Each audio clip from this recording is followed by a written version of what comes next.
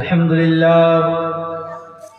لله نحمده ونستعينه ونستغفره ونؤمن به ونتوكل عليه ونعوذ بالله من شرور أنفسنا ومن سيئات أعمالنا من يهده الله فلا مضل له ومن يضلله فلا هادي له ونشهد أن لا إله إلا الله وحده لا شريك له ونشهد أن محمدا عبده ورسوله أما بعد فأعوذ بالله من الشيطان الرجيم بسم الله الرحمن الرحيم ولا نصدقن ولا نكونن من الصالحين صدق الله العظيم সকল প্রশংসা সকল গুণগান গুণভোজন গুণকীর্তন মহান রব্বুল আলামিনের জন্য, যিনি এক অদ্বিতীয়, যিনি এই গোটা মাখলুকাতকে সৃষ্টি করেছেন, জিনার তারিফ সাত সমুন্দর, দুনিয়াতে যত পানি আছে, যত পানি রয়েছে তাকে কালি বানানো হয়, আর দুনিয়ার যত গাছপালা রয়েছে তাকে যদি কলম রূপে ব্যবহার করা হয় তাও তিনার তারিফ ও প্রশংসা লিখে শেষ করা যাবে না। তিনার আমরা সকলেই মিলে একবার শুকরিয়া আদায় করি। সকলেই বলুন আলহামদুলিল্লাহি রাব্বিল আলামিন। তারপরে ধর্মের গুরু, ধর্মের নেতা, মরুর দুলাল, আমিনার লাল মরুর দুলাল জনাবে আহমদ মুস্তাফা মুহাম্মদ রাসূলুল্লাহ সাল্লাল্লাহু তাআলা আলাইহি ওয়াসাল্লাম, জিনাকে সৃষ্টি না করলে এই দুজাহানকে সৃষ্টি করা হতো না। জিনাকে সৃষ্টি না করলে সূর্য তারা নক্ষত্র কিছু সৃষ্টি করা হতো না। জিনাকে সৃষ্টি না করলে এই পৃথিবীকে সৃষ্টি করা হতো না। জিনাকে সৃষ্টি না করলে এই দুনিয়াটাকেই সৃষ্টি করা হতো না। তিনার সম্মানার্থে তিনার উপরে শত শতবার, হাজারো বার, লাখো বার দরুদ শরীফ নাজিল হোক। সকলেই বলুন আল্লাহুম্মা আমিন। তাই আমরা সকলেই একবার জোরে সোরে ঝুমে ঝুমে নবী আকরাম সাল্লাল্লাহু তাআলা আলাইহি সাল্লামের উপরে দুরূদ শরীফ পাঠ করি। আল্লাহুম্মা সাল্লি আলা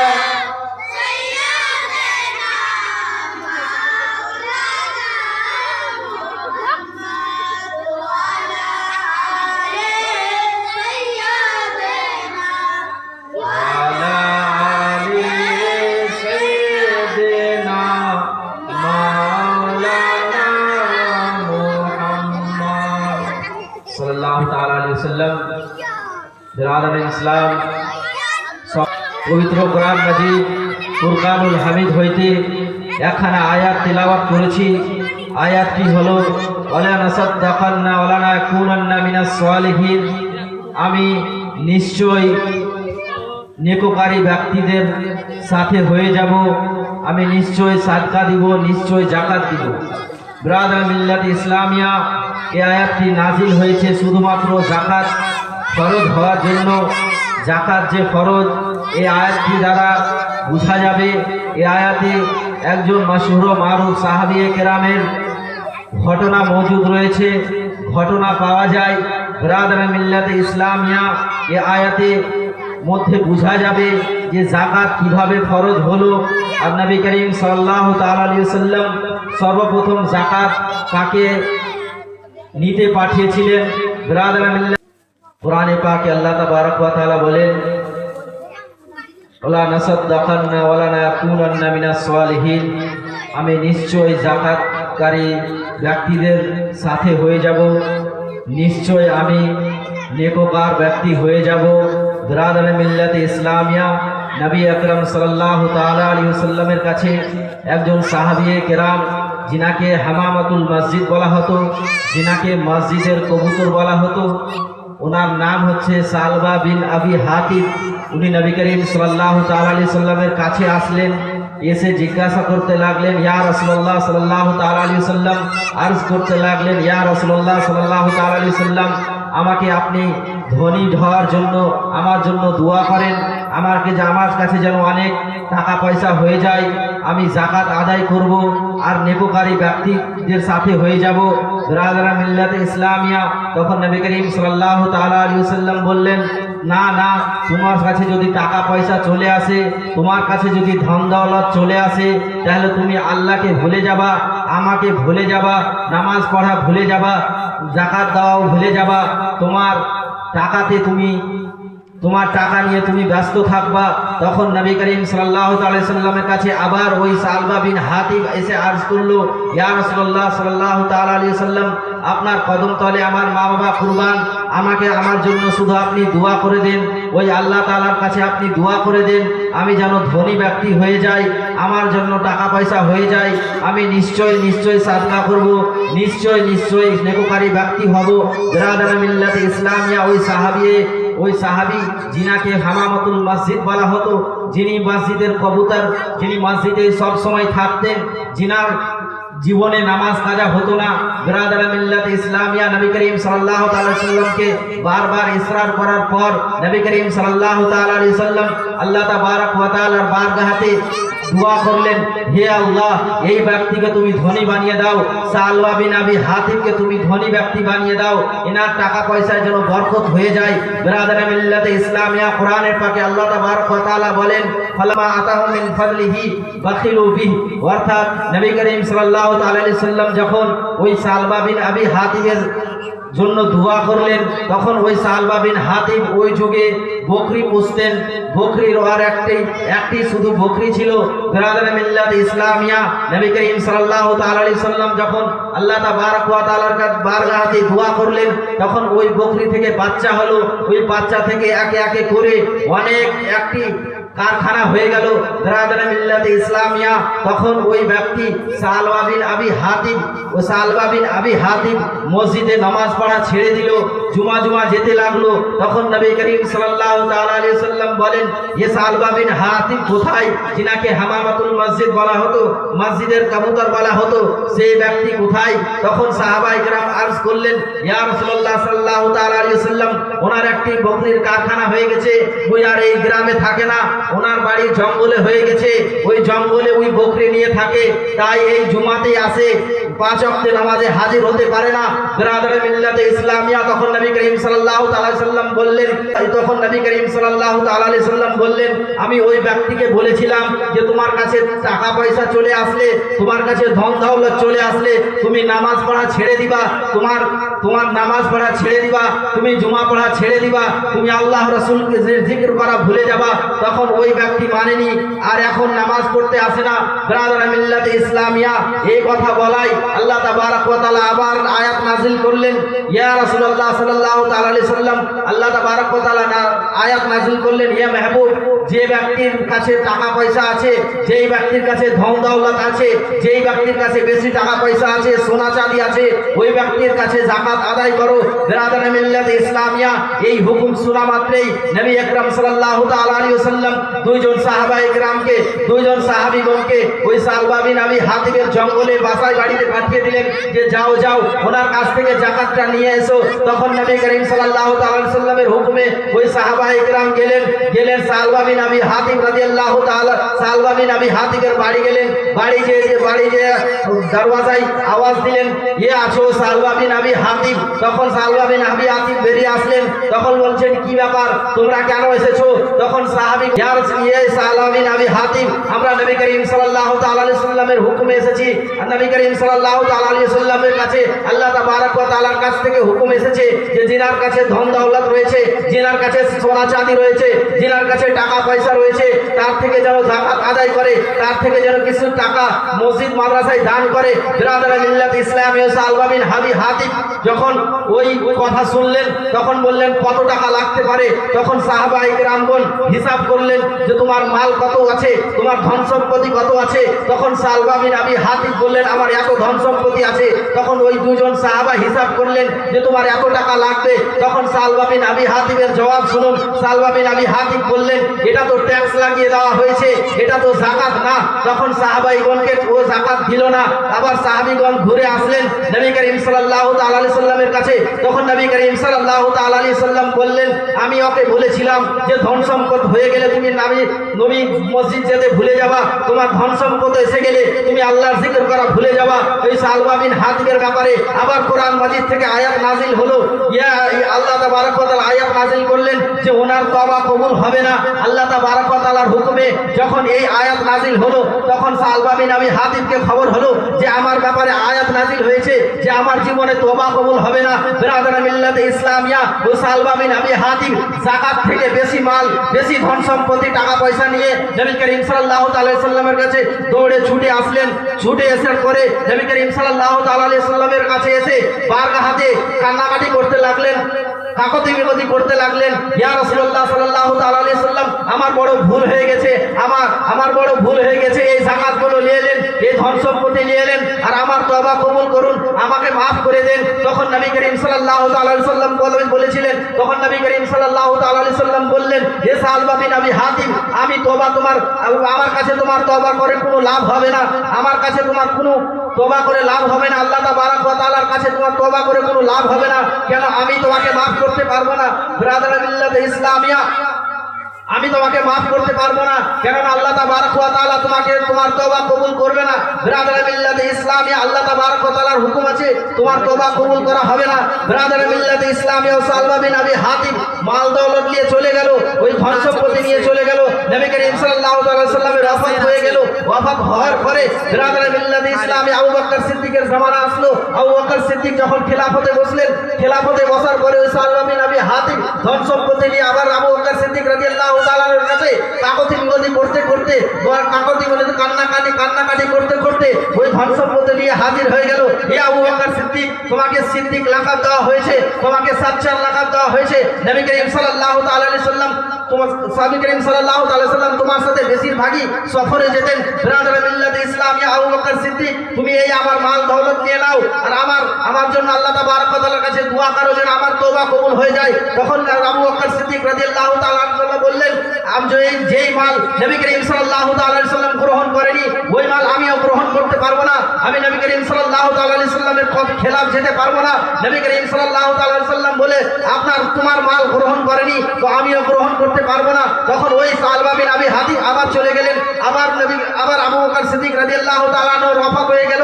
আবার উমরে ফারুক রাদিয়াল্লাহু তাআলা আনহু জামানা আসলো। উমরে ফারুক রাদিয়াল্লাহু তাআলা আনহু জামানা আসার পরে ওই সালমা বিন আবি হাতিম আবার ধন সম্পত্তি নিয়ে হাজির, যে আমার যাকাতটি নিয়ে নাও, আমার যাকাত নিয়ে নাও, ধন সম্পত্তি নিয়ে নাও। তখন উমরে ফারুক রাদিয়াল্লাহু তাআলা আনহু বললেন, যেই মাল নবী করিম সাল্লাল্লাহু আলাইহি ওয়াসাল্লাম গ্রহণ করেনি, যেই মাল আবু বকর সিদ্দিক রাদিয়াল্লাহু তাআলা আনহু গ্রহণ করেনি, ওই মাল আমি কিভাবে গ্রহণ করতে পারি? আমি দ্বিতীয় খলিফা, যেই মাল নবী করিম সাল্লাল্লাহু আলাইহি ওয়াসাল্লাম গ্রহণ করেনি, আবু বকর সিদ্দিক গ্রহণ করেনি, ওই মাল আমিও গ্রহণ করতে পারবো না। আবু বকর তখন ওই সালমা বিন হাবিব আবার ঘুরে চলে গেল।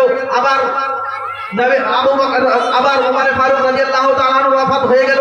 আবার উসমান গনি রাদিয়াল্লাহু তাআলা আনহু খেলাফতে আসলেন। খেলাফতে আসার বাদশা হলেন হযরত উসমান গনি রাদিয়াল্লাহু তাআলা আনহু। যখন খেলাফতে আসলেন, উসমান গনি রাদিয়াল্লাহু তাআলা আনহু যুন্নুরাইন যাকে বলা হয়, উসমান গনি রাদিয়াল্লাহু তাআলা আনহু যখন খেলাফতে হলো, তখন ওই সালমা বিন আবি হাতিম আবার ধন সম্পত্তি নিয়ে হাজির, যে আমার ধন সম্পত্তি নিয়ে নাও, আমাকে যেন maaf করে দেয়। আল্লাহ তাবারক ওয়া তাআলার কাছে তুমি দোয়া করো, আমার যেন তওবা কবুল হয়ে যায়। তখন উসমান গনি রাদিয়াল্লাহু তাআলা আনহু বললেন, যেই মাল নবী করিম সাল্লাল্লাহু তাআলা আলাইহি সাল্লাম গ্রহণ করেনি, যেই মাল আবু বকর সিদ্দিক রাদিয়াল্লাহু তাআলা আনহু গ্রহণ করেনি, যেই মাল উমরে ফারুক রাদিয়াল্লাহু তাআলা আনহু গ্রহণ করেনি, সেই মাল আমি কিভাবে গ্রহণ করতে পারবো? আমি উসমান গনি তৃতীয় খলিফা, যেই মাল দুটা খলিফা গ্রহণ করতে পারেনি, যেই মাল নবী করিম সাল্লাল্লাহু তাআলা আলাইহি সাল্লাম গ্রহণ করেনি, ওই মাল আমি কিভাবে গ্রহণ করব?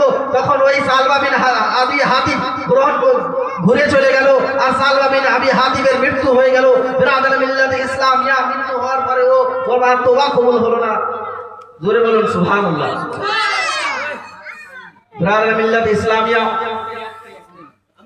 এই থেকে বুঝতে পারলাম যে সালমা বিন আবি হাতিম, যিনাকে হামামাতুল মসজিদ বলা হতো, যিনাকে মসজিদের কবুতর বলা হতো, মসজিদে যার বসবাস ছিল, উনি যদি এরকম হতে পারে, ওনার কাছে টাকা পয়সা আসার পরে যদি উনি জাকাত দিতে থেকে ইনকার করতে পারে, তাহলে আমরা আজকে না মসজিদে নামাজ পড়তে যাই, না জাকাত দিই, না আমরা টাকা হয়ে গেলে আমরা তো মসজিদেই যাই না, জুমাও পড়ি না। বিরাদর মিল্লাত ইসলামিয়া, বিরাদর মিল্লাত ইসলামা ওই এক সাহাবী ছিল, যার সাহাবীরও তওবা কবুল হয়নি। সাহাবী ওই ব্যক্তিকে বলা হয় যে ব্যক্তি ঈমানের হালাতে নবী করিম সাল্লাল্লাহু তাআলা সাল্লামকে দেখলো, আর ঈমানের হালাতে নবী করিম সাল্লাল্লাহু তাআলা সাল্লামকে দেখলো, আর ঈমানের হালাতে ওনার মৃত্যু হলো। বিরাদর মিল্লাত ইসলামিয়া ওই সাহাবী হয়ে যদি ওনার তওবা কবুল না হয়, তাহলে আমরা আজকালকে কি করব? আমরা তো সাহাবীও না, আমরা নবী করিম সাল্লাল্লাহু তাআলা সাল্লামকে দেখতে পাই না, আমরা নবী করিম সাল্লাল্লাহু তাআলা সাল্লামের জামানায় ছিলাম না। আর বিরাদর মিল্লাত ইসলামিয়া আমরা 5 ওয়াক্ত নামাজ পড়তে পারি না। বিরাদর মিল্লাত ইসলামিয়া পরিস্থিতি এরকম হয়ে গেছে যে আমরা জুমাকেও ভুলে যাই, অনেক এরকম আছে যে জুমার রাস্তাও ভুলে যাই। বিরাদর মিল্লাত ইসলামিয়া আমাদের কি হবে? বিরাদর মিল্লাত ইসলামিয়া কোরআনে আল্লাহ তাবারক ওয়া তাআলা সূরা তাওবাতে বলেছেন যে যেই ব্যক্তি সারা জীবন মাল ও দৌলত জমা করলো, যেই ব্যক্তি অ্যাকাউন্টে হোক আর বাড়িতেই হোক মাল ও দৌলত জমা করলো, কিয়ামতের দিন ওই মাল ও দৌলত একটি এমন সাপ হয়ে যাবে যে সাপটি যদি দুনিয়াতে যদি মিসাল দেওয়া হয়, ওই সাপটি যদি কাউকে কামড় দেয়, তাহলে ওই মানুষটি 1 সেকেন্ডে ইন্তিকাল হয়ে যাবে। বিরাদর মিল্লাত ইসলামিয়া কিয়ামতের দিন যখন আপনার সামনে ওই সাপটি আসবে, তখন সাপটি যখন আপনাকে ডসতে যাবে, তখন সাপটি যখন বলবে যে তুমি কে, তুমি আমাকে কেন ডস মারছো, তুমি আমাকে কেন কাটছো, তখন সাপটি জবাব দিবে আমি সেই মাল, যেই মাল তুমি দুনিয়াতে ব্যাংকে রেখেছিলে, যেই মাল তুমি লুকিয়ে রেখেছিলে, যাকাত দাওনি, যেই মাল তুমি বাড়িতে রেখে, তুমি ধন সম্পত্তি রেখে বাড়িতে অনেক বড় বড় তুমি ফ্লাইট লাগিয়েছিলেন, অনেক জমি কিনেছিলেন, অনেক ধন দৌলত তুমি কামিয়েছিলে, কিন্তু যাকাত দাওনি, ওই মাল তোমাকে ডসবো। বিরাদর মিল্লাত ইসলামিয়া যাকাত না দেওয়াতে অনেক বড় বড় আযাব রয়েছে। বিরাদর মিল্লাত ইসলামিয়া পরিস্থিতি এরকম, এখনকার পরিস্থিতি এরকম, কোনো বেশিরভাগই মানুষ রয়েছে যাদের উপরে যাকাত খরচ হয়ে যায় 7.5 তোলা সোনার দাম আর 52.5 তোলা চাঁদির দাম যার কাছে হচ্ছে, তার উপরে যাকাত খরচ রয়েছে। বিরাদর মিল্লাত ইসলামিয়া বাজারে যদি আপনি ক্যালকুলেটর করতে যান, বাজারে যদি হিসাব করতে যান, তাহলে যাকাত হবে মাত্র 50 থেকে 60 হাজার টাকা। 50 থেকে 60 হাজার টাকা এখন সবার কাছে থাকে। 50 থেকে 60 হাজার টাকা কিভাবে আপনি যাকাত আদায় করবেন? বিরাদর মিল্লাত ইসলামিয়া নবী করিম সাল্লাল্লাহু তাআলা সাল্লাম বলেন যে মাল 1 বছর হয়ে যায় ওই মালের যাকাত আদায় করতে হবে। আপনার কাছে 50 হাজার টাকা 1 তারিখে জানুয়ারি মাসে থাকলো, আর ওই 50 হাজার টাকা আবার 2027 গিয়ে ওই 50 হাজার টাকাই আপনার অ্যাকাউন্টে থেকে গেল, তাহলে ওই যাকাত আপনাকে আদায় করতে হবে, 2.5% আদায় করতে হবে। বিরাদর মিল্লাত ইসলামিয়া শুধু যাকাত টাকাতে না, আপনার সোনাতেও যাকাত লাগবে, চাঁদিতেও যাকাত লাগবে, আপনার রূপাতেও যাকাত লাগবে। বিরাদর মিল্লাত ইসলামিয়া আপনার যদি জমি থাকে ওখানেও যাকাত লাগবে, আপনার জানোয়ার থাকে, বকরি থাকে, গরু থাকে, ভৈঁস থাকে, উট থাকে, তাহলে আপনাকে যাকাত দিতে হবে। আপনার যদি জমি জায়গা থাকে, আপনার যদি ফ্লাইট থাকে, আপনার যদি বড় বড় বিল্ডিং থাকে, ওখানে আপনাকে যাকাত দিতে হবে। আপনার যদি জমি জায়গা থাকে ওখানে আপনাকে যাকাত দিতে হবে। আপনি যদি জমি জায়গাতে যদি ফসল করেন, দেখান ওখানেও আপনাকে যাকাত বের করতে হবে। মাকৈ করেন, ধান করেন, যে কোনো ফসল করেন, বেগুন করেন, যে কোনো সবজি করেন, ওখান থেকে আপনাকে যাকাত বের করতে হবে। বিরাদর মিল্লাত ইসলামিয়া আমরা যাকাতকে জানি যে যাকাত ফরজ রয়েছে, কিন্তু আমরা যাকাত আদায় করি না। বিরাদর মিল্লাত ইসলামিয়া বদরুল প্রার্থনা আল্লাহুম্মা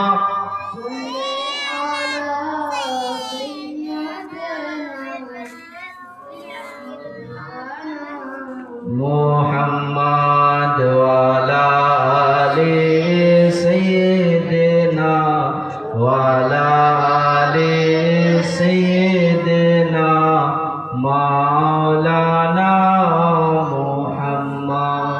আল্লাহুম্মা সাল্লি আলা সাইয়্যিদিনা মাওলানা মুহাম্মদ ওয়া আলা سيدنا وعلى آل سيدنا مولانا محمد সাল্লাল্লাহু তাআলা আলাইহি ওয়াসাল্লাম। যাকাতের ব্যাপারে আপনারা সকলেই শুনলেন। যাকাত আপনাদের আদায় করতেই হবে, এটা ফরজ। আপনার কাছে যদি 5 করোড় টাকা থাকে আর আপনি যদি জালসাতে 3 করোড় টাকা দান করে দেন, তো এটাতে আপনার জাকাত আদায় হবে না। জাকাতের জন্য নিজস্ব নিয়ম রয়েছে। আপনার ফরজ নামাজে যেরকম নিয়ম রয়েছে, হজের যেমন নিয়ম রয়েছে, তেমন জাকাত আদায় করারও নিয়ম রয়েছে। এই নিয়মগুলো আমাদের জানতে হবে। ব্রাদার মিল্লাতে ইসলামিয়া, আজকে পরিস্থিতি এরকম হয়ে যায় যে আমি সকালে 1 লাখ টাকার মালিক হয়ে যায় আর রাত্রে হতে হতে 1 লাখ টাকা শেষ হয়ে যায়। এগুলো এই জন্য হয় যে আমরা জাকাত আদায় করি না। ব্রাদার মিল্লাত ইসলামিয়া, আর এই ভুল ধারণায় আপনি কখনোই থাকবেন না যে জাকাত আদায় করব তো আমার মাল কমে যাবে। এটা ভুল ধারণায় কখনোই থাকবেন না। জাকাত শব্দের অর্থ হলোই বেড়ে যাওয়া। আপনার জাকাত এই জন্য দেওয়া হয় যেন আপনার মাল আরো বাড়বে। ব্রাদার মিল্লাত ইসলামে একজন সাহাবী ছিলেন, যিনার নাম ছিল আব্দুর রহমান বিন আউফ। তাফসিরে জালালের মধ্যে এই ঘটনাটি রয়েছে। যিনার নাম হচ্ছে আব্দুর রহমান বিন আউফ। জঙ্গে তাবুকের সময় নবী করিম সাল্লাল্লাহু তাআলা আলাইহি ওয়াসাল্লাম যখন সকলকে বলল, তোমাদের যা আছে, তোমাদের কাছে যা পয়সা আছে, যন্ত্র আছে, নিয়ে এসো, জাং করতে যাওয়া হবে, যুদ্ধ করতে যাওয়া হবে। জঙ্গে তাবুক হচ্ছে অনেক দূরের রাস্তা, তাই তোমাদের কাছে যদি ঘোড়া থাকে, কোনো সামান থাকে, কোনো খাবার জিনিস থাকে, কোনো টাকা পয়সা থাকে, তাহলে তোমরা নিয়ে এসো, যেন ওই যুদ্ধতে যাওয়া যায়। তখন আব্দুর রহমান বিন আউফ, যিনাকে আব্দুর রহমান বিন আউফ এত গরিব ছিলেন, 5-6টা খেজুর নিয়ে নবী করিম সাল্লাল্লাহু তাআলা আলাইহি সাল্লামের কাছে হাজির হয়ে গেলেন। খেজুর দেখে কাফিরগণ, মুশরিকগণ হাসতে লাগলো যে 5-6টা খেজুরে, এই 4-5টা খেজুরে কি হবে, এই 4-5টা খেজুরে এত দূরের রাস্তা কি হবে। তখন নবী করিম সাল্লাল্লাহু তাআলা আলাইহি সাল্লাম বললেন, এই 4-5টা খেজুরেই আমার বরকত হবে, এই বরকত দিয়ে জাঙ্গে তাবুকে যেতে হবে। ব্রাদার মিল্লাত ইসলামিয়ায় খেজুর দেওয়ার ফজিলতে আব্দুর রহমান বিন আউফ, যিনাকে ওই এত গরিব ছিলেন যে শুধু খেজুর দান করেছিলেন, ওনার যখন ইন্তিকাল হয় তখন ওনার কাছ থেকে 4000 দিনার বের হয়। তখন সাহাবায়ে কুরআন হয়রান হয়ে যায়। সাহাবায়ে কুরআন চিন্তা করতে থাকেন, এনার কাছে এত মাল ও দৌলত কিভাবে আসলো। তখন কেউ জিজ্ঞাসা করলো ওনার স্ত্রীকে যে তোমার স্বামীর কাছে এত মাল দৌলত কেমন করে আসলো। তখন আব্দুর রহমান বিন আউফের ব্যাপারে ওনার স্ত্রী বললেন যে আমার স্বামী যা কামাতো তার থেকে যাকাত আদায় করত, যা কাজ করত তার থেকে যাকাত আদায় করত। ব্রাদার মিল্লাত ইসলামিয়া, এই যাকাত দেওয়ার বরকতে ওনার 4000 দিনার মৃত্যুর পরেও থেকে গেল। ব্রাদার মিল্লাত ইসলামিয়া 4000 দিনার, হয়তো আপনারা বুঝতে পারলেন না, 4000 দিনার এখানে চলে না। আমাদের ভারতে কিন্তু দিনার চলে না, টাকা চলে। 4000 দিনারকে যদি আপনি হিসাব করতে যান, এই জামানায়, এই যুগে 400 কোটি টাকা হবে। জোরে বলুন সুবহানাল্লাহ। 400 কোটি টাকা হবে 4000 দিনারকে যদি এখন আপনি ক্যালকুলেটর হিসাব করতে যান। ব্রাদার মিল্লাত ইসলামিয়া, তাই আপনাদের কাছে অনুরোধ, আপনারা মুসলমান, ইসলাম ধর্মে আছেন, নবী করিম সাল্লাল্লাহু তাআলা সাল্লামের কলমা পড়েন, আপনারা মাল ও দৌলত আছে, আল্লাহ তাবারক ওয়া তাআলা আপনাদের যদি মাল ও দৌলত দিয়ে থাকে তাহলে যাকাত আদায় করুন। সবেই যাকাত লাগবে। বিরাদার মিল্লাত ইসলামে অনেক শুনেছেন, নামাজও একটি হচ্ছে আপনার বাদানি ইবাদত, আর যাকাত হচ্ছে আপনার মালি ইবাদত, আর রোজা হচ্ছে আপনার জিসমের ইবাদত। এগুলো আপনাকে জানতে হবে। বিরাদার মিল্লাতে ইসলামিয়া, সকল ইবাদত হচ্ছে ফরজ। প্রথম হচ্ছে আপনার ঈমান, আপনার ঈমান ঠিক থাকলেই সব ঠিক থাকবে। ঈমানের পরে প্রথম আমল হচ্ছে ইসলামের 5টি স্তম্ভের মধ্যে সর্বপ্রথম স্তম্ভ হলো, সর্বপ্রথম মূল হলো ঈমান। ঈমান না থাকলে আপনার কোনো আমল কাজে আসবে না। ঈমান কাকে বলে? ঈমান ওকেই বলে যে নবী করিম সাল্লাল্লাহু আলাইহি সাল্লামকে আল্লাহর রাসূল মানা, আল্লাহকে এক জানা, এটাকে বলে ঈমান। ঈমানের পরে সর্বপ্রথম আমল হলো নামাজ। নামাজের পরে তারপরে আমল হলো হজ, তারপরে হলো যাকাত, তারপরে হলো রোজা। আপনার সামনে রমজান মাস আছে, আপনাদের রোজা রাখার জন্য আল্লাহ তাবারক ওয়া তাআলা যেন তৌফিক দান করেন। বিরাদার মিল্লাতে ইসলামিয়া, আল্লাহু